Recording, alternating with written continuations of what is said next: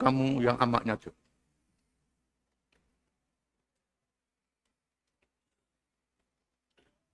Ayat ini merupakan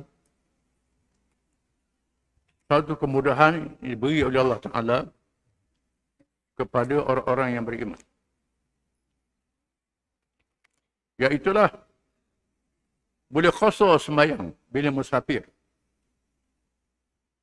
Bila musafir, bila qasar sembahyang, pendekkan sembahyang. Sembahyang yang 4 rakaat jadi 2 rakaat. Iaitulah sembahyang zuhur, sembahyang asar dan sembahyang isyak. Boleh sembahyang 2 rakaat bila kita musafir. Ayat ni menyebut takut orang kafir ganggu kita dalam perjalanan. Ulama mengatakan ini adalah sebab tambahan, sebab adat di masa itu. Maka ulama mengatakan kalau tak perang pun kita musafir, boleh qasar sembahyang. Sembahyang yang 4 jadi 2, boleh qasar. Sembahyang ini. Ulama berkhilaf. Sembahyang musafir macam mana? Mazhab Syafi'i, mazhab Hanbali mengatakan musafir yang harus, musafir yang wajib. Musafir yang wajib kerana nak pergi haji, hubungan silaturahim. Musafir yang sunat, nak buat umrah sunat.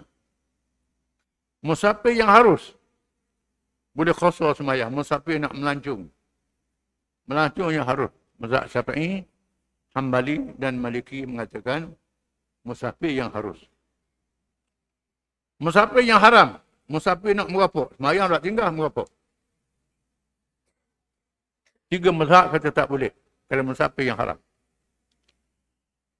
Mazhab Hanafi kata musafir merapuk boleh apa? Qasar sembahyang. Ini mazhab Hanafi. Mengapa berlakunya khilaf-khilaf begini? Kerana hadis-hadis yang berbeza. Sahabat Nabi yang meriwayatkan hadis mengatakan musafir saja, tak sebut. Musafir macam mana?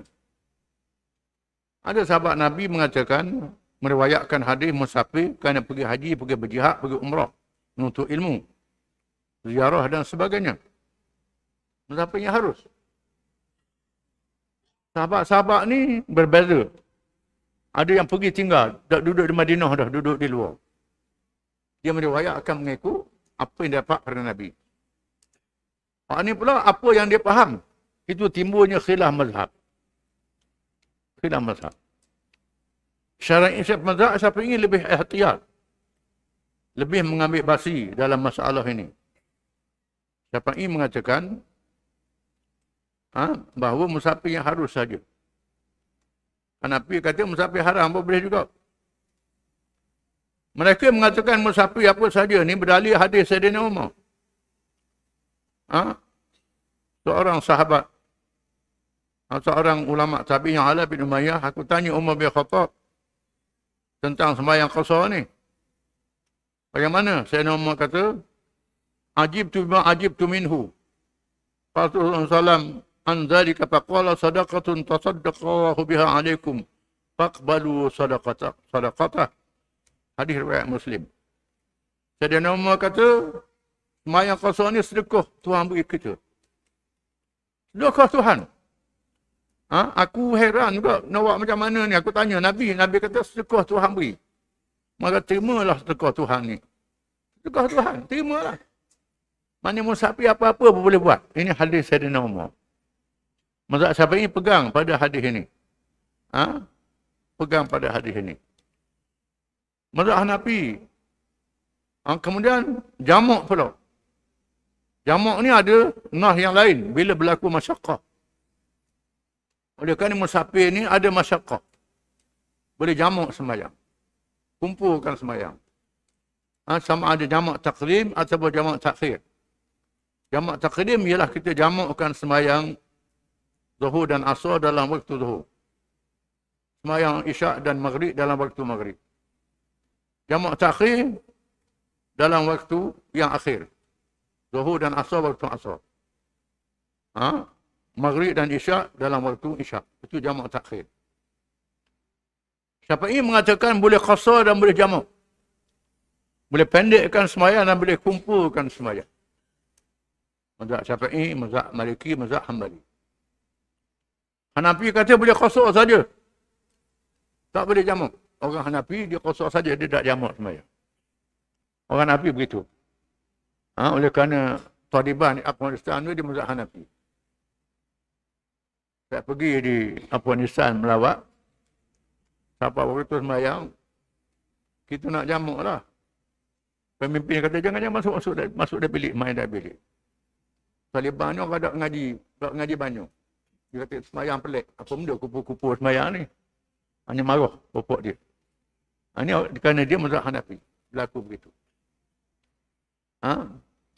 Jadi jamak ni ialah kerana masyaqqah, dibolehkan. Dan ulama mengatakan Nabi pernah menjamakkan sembahyang. Waktu di Madinah. Waktu hujang. Hujang lebat, payah nak mari pulak masjid. Maka Nabi pun jamak sembahyang Zuhur dan Asar di masjid kerana hujan. Hujan adalah masyaqqah. Masyaqqah ni kepayahan. Boleh sembahyang jamak kerana hujan. Dengan sampai itu sebarang masyaqqah boleh jamak. Termasuklah mereka mengalami zaman sekarang ni, zaman dulu tak ada traffic jam. Lalu lintas sesak sangat. Duduk di Kuala Lumpur, duduk di Ipoh, Pulau Pinang. Tak ada nak sembahyang. Dia boleh jamak. Tak jadi salah. Ulama mengatakan orang sakit. Jadi kesulitan pada dia. Boleh jamak sembahyang. Jamak saja, tidak qasar. Dan qasar ni untuk musafir saja. Kerana untuk musafir, maka jamak saja. Ulama mengatakan demikian. Boleh. Ini kemudahan yang tambah pada kita. Termasuklah pula. Kita nak musafir. Nak musafir. Tapi tak musafir lagi. Nak musafir. Boleh qasar selalu ke? Tak musafir lagi. Ulama mengatakan, boleh jamak saja. Kita jamak dulu sembahyang. Zuhur dengan Asar sembahyang 4-4. Lepas tu musafir lah. Kerana musafir ni untuk qasar untuk musafir saja. Tak jadi salah. Kita nak balik, terganggu tengah jalan, sampai di rumah. Macam mana, berhenti ke? Tak berhenti ke? Boleh berhenti, boleh jamak dan qasar. Dan boleh terus sampai di rumah, jamak dengan tidak qasar. Tak jadi salah. Kerana qasar ni ialah untuk masyaqqah. Musafir, qasar untuk jamak ialah untuk masyaqqah. Ini perbahasan ulama.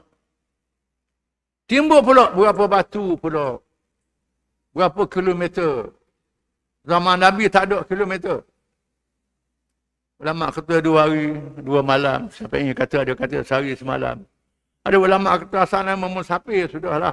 Boleh jamak qasar sembahyang. Ada ulama mengatakan demikian. Siapa yang kata dok. Siapa kata siapa 70, 90 kilometer ukur. Zaman Nabi mana ada kilometer-kilometer ni? Tak ada. Ini ijtihad para ulama. Kemudian kita kena faham, orang ke laut pula. Orang ke laut.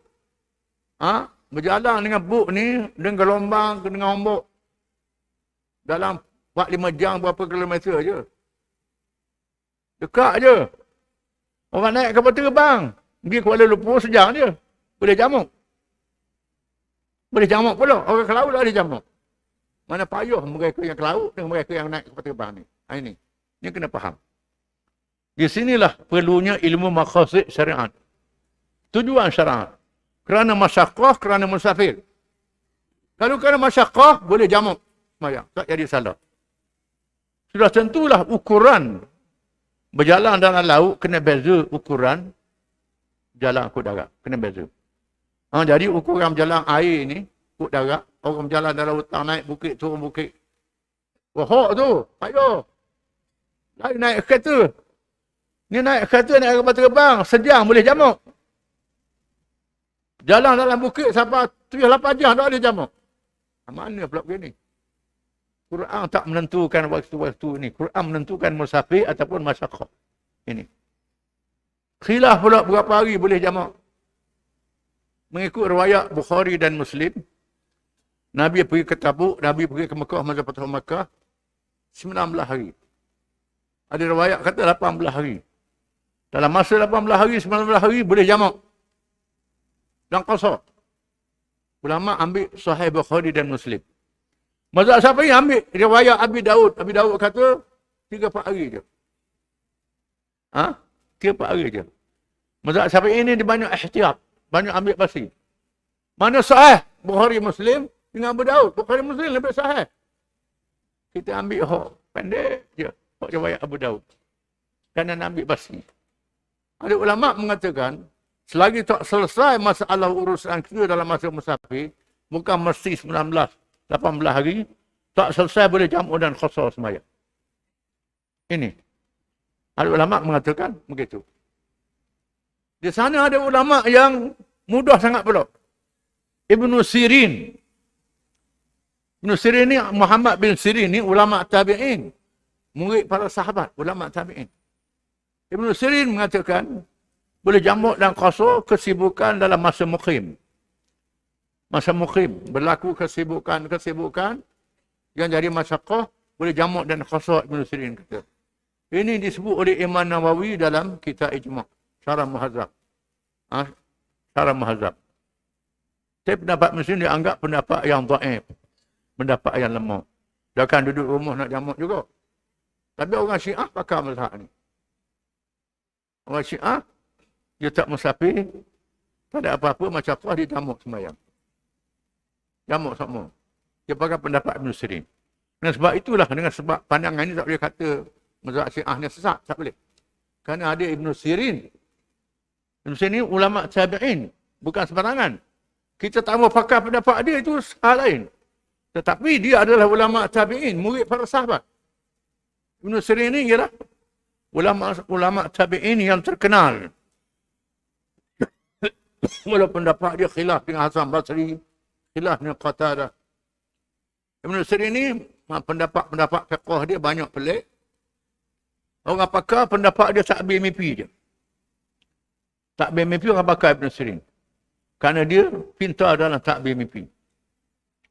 Bila orang mimpi tanya dia, dia takbir dia kena. Jadi bab hukum fiqh orang tak berpakar. Ibn Sirin ni. Ni kita kena, so ni berlaku khilaf ulama. Kerana khilafnya sahabat-sahabat yang meriwayatkan hadis. Kerana Nabi dalam masa ni dia kata begini. Jadi sahabat pergi musafir, tak dengar masa dia kata kemudian. Ini berlaku khilaf ulama. Jadi berlaku khilaf ulama ni, kita jangan kata, ni sesat, ini salah, tak boleh. Macam sembahyang tarawih sebagai contoh. Sembahyang tarawih, riwayat Nabi-nya sembahyang 8 rakaat. Aisyah kata Nabi tak lebih pada 8 rakaat sembahyang tarawih. Tapi Nabi sembahyang 8 rakaat tu baca surah panjang. Sujudnya lama, rokoknya lama. Nabi sembahyang tarawih pada malam yang pertama. Sahabat-sahabat ikut. Yang kedua, Nabi tak mari. Nabi tak mari, sahabat tunggu-tunggu tak mari pas sudah. Malam esok baru Nabi mari. Nabi kata, sebab aku tak mari, aku takut jadi wajib sembahyang tarawih ni. Berat pada umat aku. Cukup 5 waktu. Takut aku mari jadi wajib pula. Sebab tu aku betul. Maka sembahyang tarawih masing-masing. Zaman Abu Bakar, zaman Nabi, zaman Bakar. Zaman Sayyidina Umar melihat orang yang berselerok. Semayang setopok ni, semayang masing-masing pun ada. Lalu Sayyidina Umar pakat Ubay bin Ka'ab. Ubay ni sahabat yang alim. So Ubay jadi imam. Orang apa ikut Ubay. Ubay semayang 20 rakaat. Ubay semayang 20 rakaat. Sayyidina Umar tengok Ubay semayang 20 rakaat. Sayyidina Umar kata, ni'mal bid'atu hadihi. Sebaik-baik bid'ah ini dia, kata Sayyidina Umar. Bid'ah ni benda yang Nabi tak buat. Tapi Ubay buat. Baik. Ubay ni sahabat Nabi. Yang Malaikat Jibril suruh Nabi baca Quran depan dia. Surah Al-Bayyinah. Nabi panggil Ubay. Wahai Ubay. Dia beritahu Tuhan suruh aku baca surah Bayyinah depanmu. Ubay kata surah sebut nama saya. Ha? Nabi kata ya. Nangis Ubay. Kerana dia muliakan oleh Allah Ta'ala. Alim dia ni. Jadi kita nak tolak hak Ubay buat 20 rakaat ni kata sesat tak boleh. Ubay ni dihormati oleh Allah Ta'ala. Kita siapa dia hormat? Jadi jangan balah. Hak buat 20, buat 8. Nabi buat 8. Ubay buat 20. Ini tak jadi khilaf. Tak jadi masalah. Balah. Ulama-ulama mazhab sama dulu. Rasa rajin sembahyang 8. Rasa lebih rajin lagi sembahyang 20. Tak jadi salah. Jangan kita balah benda-benda khilafiyah macam ni. Yang kalah. Bahkan Ibn Sirin yang buat pelik dia pun ulama-ulama tak melekehkan dia. Ibn Sirin ni tak melekehkan dia. Pandangan-pandangan dia pelik pada orang. Gejamuk sembahyang masa mukim. Apa ni? Pasal tak kata begitu. Kerana dia ni anak murid, sahabat juga. Ibn Sirin. Orang tanya takbir mimpi. Ada orang jumpa, wahai Syekh, saya mimpi ayam bapak makan mutiara. Setelah mutiara, tubik besar mutiara tu. Dia catuk selagi, tubik berok macam tula. Lepas tu dia catuk selagi, tubik berok halus je. Apa benda makna tu? Ibn Sirin kata, dia telang hak tu, dia telang tu tubik mutiara besar tu, itu Hasan Basri. Kawan aku. Dia ni alim, sungguh alim besar. Hasan Basri. Itu Hasan Basri. Kemudian dia catuk untuk tubik majah tula, itu Qatadah. Qatadah kawan dia juga. Lepas tu, hak telang tu tubik, aduh je siapa dia? Aku je tu. Aku je. Orang ada apa tu pendapat aku ni. Tapi itu ijtihad.